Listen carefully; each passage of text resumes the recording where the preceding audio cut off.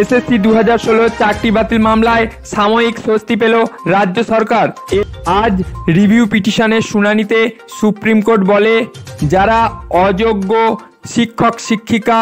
এবং যারা group C এবং গ্রুপ ডিতে কর্মরত ছিলেন তারা কেউ স্কুলে যেতে পারবেন না, কিন্তু যারা অযোগ্য নন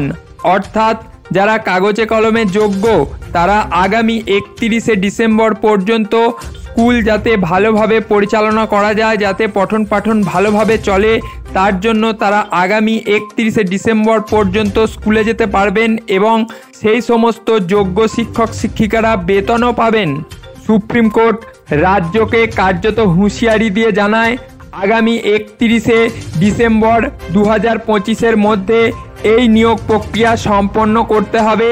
এবং আগামী 31শে মে 2025-এর মধ্যে বিজ্ঞপ্তি জারি করতে হবে। অর্থাৎ সাময়িক স্বস্তি মিললেও পুনরায় যোগ্য শিক্ষক শিক্ষাকর্মীদের আবার পরীক্ষার মাধ্যমেই তাদের যোগ্যতা যাচাই করে পুনরায় চাকরিতে বহাল হতে হবে, এই নির্দেশ দেয় দেশের সর্বোচ্চ ন্যায়ালয় সুপ্রিম কোর্ট।